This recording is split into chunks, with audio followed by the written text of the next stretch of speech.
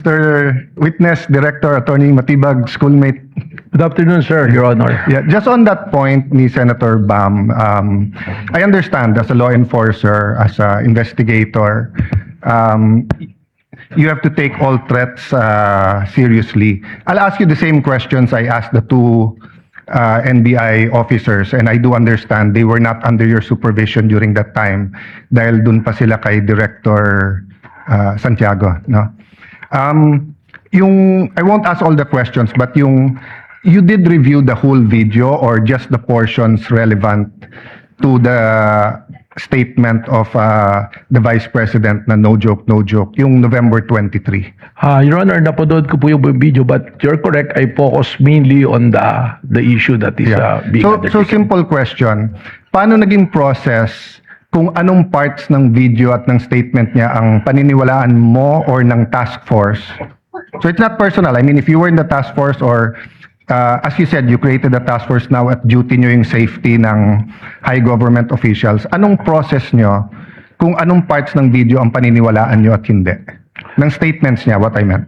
Well, ang ginawa po natin dyan, doon po mismo sa konteksto ng kanyang sinabi na humanap siya ng papatay at inutos niya na papatayin ang tatlong individual at yun po ay pumayag yung papatay at sinabi pa niya no joke, doon pa lamang po ay na pong nakita yung pong ating hinahanap po na mga pwede niyang pananagutan po sa batas. Well, as an appointee of this government, as a lawyer, as an NBI director, I see your point and I get that. But what I meant is that before that statement, sabi kasi niya, kung papatayin ako, I mean, the record will bear out naman yung eksaktong sinabi niya, no? So this is my paraphrase. But ang pagkaintindi ko sa sinabi niya, kung papatayin ako, eto yung tatlong papatayin mo. And ang impression ko, pinagbibintangan niya yung tatlo na may plot against her. So, yun ang tanong ko dun sa two previous NBI directors. If you're gonna believe that she contracted or talked to, may kausap, no? Siya, if you're gonna believe that may kausap siya at papapatay yung tatlo, will you not believe the previous nung sinabi niyang kung ako naman ang papatayin? Hindi po ganoon, sapagkat ang tinignan na nga po natin ay yung kanyang mismong pagbabanta. At sa amin po, sa ngayon, yung aking pong task force na nag-iimbestiga, ay malinaw po na ang tinitingnan ay kung ano na ang nangyari dahil doon sa pagbabanta. Okay. At sinasabi nga po namin, dahil po doon sa pagbabanta, ito po ay umabot na, doon na po sa level na ang national security nataya na po, na kompromiso na. Sapagkat marami na pong lumalabas, tuloy-tuloy na pagbabanta. So doon na po natin ito tinitingnan. Yes. In the same video, she mentioned massive corruption.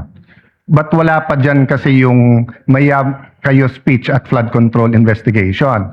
So, same question, Director. Naintindihan ko, yun yung pinaniwalaan nyo. May kausap siya, no joke.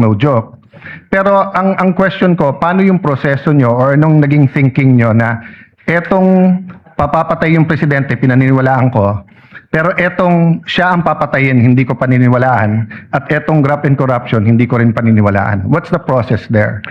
Well, ang proseso po dyan ay tinignan naman natin doon po sa pagbabanta niya, kung sa grave threat po yung pag-uusapan natin, alam naman po natin na yung threat na yan is absolute dahil nandoon naman po yung elemento eh. Doon naman po sa sinasabi namin na tuloy-tuloy na pag-iimbestiga dahil ito nga po ay umabot na sa level lang na naapektuhan ng national security, we take into context yung mismong sinabi niya na meron siyang kinausap at yung kanyang kinausap ay pumayag. Yung po kanyang sinasabi na kung papatayin ako, that is supposed to be na statement niya sa aming pong pananaw just to cover yung kanyang pagsasabi na siya'y may kinausap para patayin ang ating Pangulo. Okay, I won't argue with you, yun yung proseso nyo. Pananaw, just to cover yung kanyang pagsasabi na siya'y may kinausap para patayin ang ating Pangulo. Okay, I won't argue with you, yun yung proseso nyo. But in the meantime, there were three statements, massive corruption, kung papatayin siya, patayin. So, focusing dun sa patayin yung tatlo kung papatayin siya, in the meantime, tumutuo yung yung massive corruption lumabas afterwards, di ba? So, just one other point, at the beginning of the prosecution's questions to you, and I think the defense had a question about what can you investigate. Can you repeat your answer? As the NBI director and the NBI can investigate, did you say all crimes o yung mga crimes? Lahat po ng mga pumapasok sa amin na mga krimen ay amin pong pwedeng imbestigahan, mutu proprio.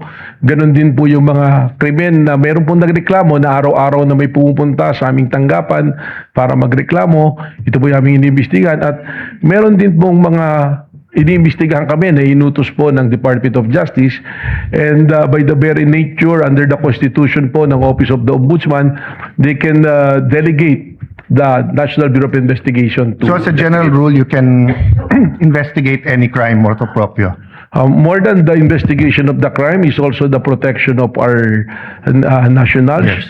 Saka po siyempre siguraduhin na promote ang ating demokrasya hindi nakukompromiso. Yes, but the Lahat po investigation lang. So you can investigate any crime. yan. Tama po. Yeah. Isn't that against the Republic Act 10867?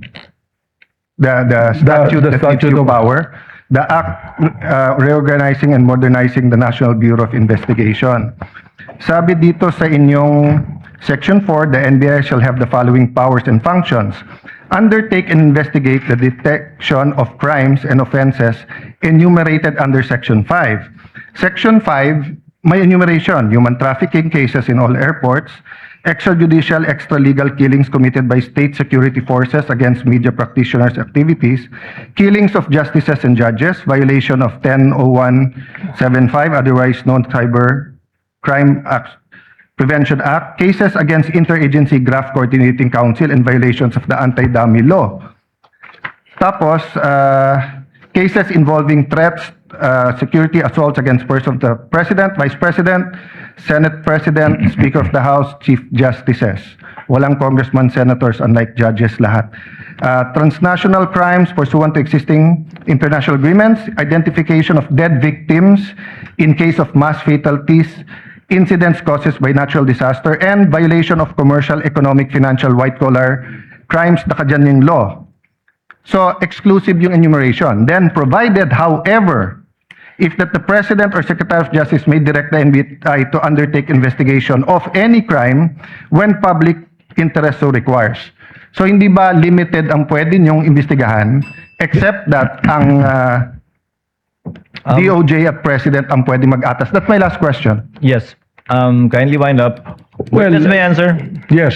Yung pong ating listahan na yan, tama po, nandiyan dyan. Subalit, hindi naman po sinasabi na nalilimita dyan ang aming pong pag-iimbestiga.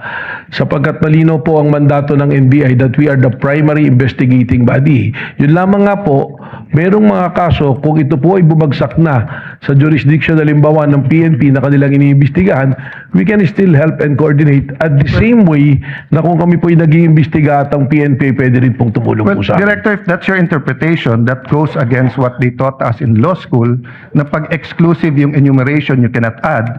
And at the end of the enumeration of Section 5, nakalagay nga dito, however, the President and the Secretary of Justice may direct you to undertake investigations of any crime.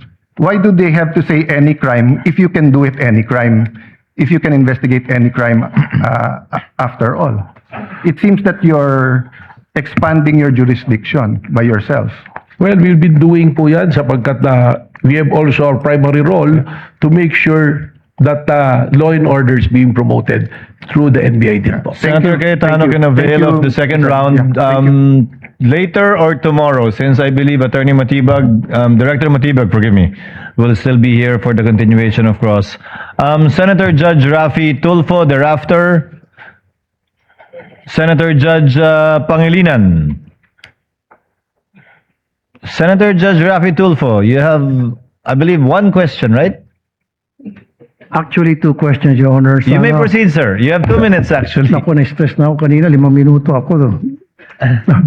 Minamadali. But anyway, going back to Ronald Mas, what was the justification of the NBI back then when Mr. Ronald Mas was arrested without warrant? Well, they consider po that the threat is live, and alam nyo nga po, yung sinasabi na lahat po ng threat ay hindi po, ito po ay sinuseryoso. So may nag-order na-arrestuin si Ronald I Mas? don't have that recollection. Hindi ko po alam. But the arrest was made by the regional office po of Region 1 po. So, would you admit now na illegal yung ginawa ng NBI noon na pag-aresto kay Ronel Mas na walang warrant? Well, si Ronel Mas po was released precisely the reason why meron pong lapses po dun po May sa lapses. procedure. Okay. Would you also consider na the fact na merong ginawang pagbabanta si Baste Duterte na similar dito kay Ronel Mas, na dapat umaksyon din yung NBI tulad ng pag-aksyon nila sa isang guro? Kaya katunayan, yan nga po yung aking binabanggit na tuloy-tuloy po yung investigation sapagkat alam niyo po yung warrantless arrest, lesson nga po dyan kay Romel Marcian na dapat po kasi immediate po yung pong pag-aresto. Pag yan po ay lumipas na, hindi na po tayo pwedeng mag-aresto under the law sapagkat papasok po ito sa illegal arrest po. Last na lamang. So, make a comparison ngayon. Bakit yung isang guro na nagbanta kay dati pang Duterte agad inaresto, at bakit itong isang vice president na nagbanta kay Pangulong Bongbong Marcos hindi inaresto ng NBI? I can only second guess po na maaaring may pagkakaiba po ng proseso or tinitingnan po ang administrasyon ng panahon na yun at ng panahon po ngayon. Maraming salamat po. Thank you, Senator Judge Rafi Tulfo. Senator Judge Pangilinan is recognized. You may proceed with your intervention, sir. You have 2 minutes. Thank you, Mr. Presiding Officer. Magandang gabi, Ginoong Direktor. Kanina tinatanong sa inyo, no, yung usapin nung trust rating. Na mas mataas yung trust rating ng Vice President kaysa sa Presidente. Bilang abogado, tinanong sa iyo ito kanina, may kinalaman ba ang approval sa trust? Kung mas mataas ang trust rating, ibig sabihin wala ng betrayal of the public trust. Well, wala po. Sapagkat sabi ko nga, sa akin pong pananaw, sa akin din pong kaunting eksperyensya bilang isang political advisor din po, yung ating pong mga survey is only a snapshot ng mga pwedeng nangyayari. Alam naman po natin, ang tinatanong dyan, ilan lang o magpipili ng lugar kung saan po gagawin yung survey. Hindi po natin pwede itong maging basihan sa pag-imbestiga sapagkat pagkaganyan po yung ating ginawa, magkakaroon po tayo ng problema sapagkat ang mangyayari sa atin dyan, yung tinitingnan pala natin ay yung numero. At without accusing anyone, alam naman natin there are surveys that can be manipulated po.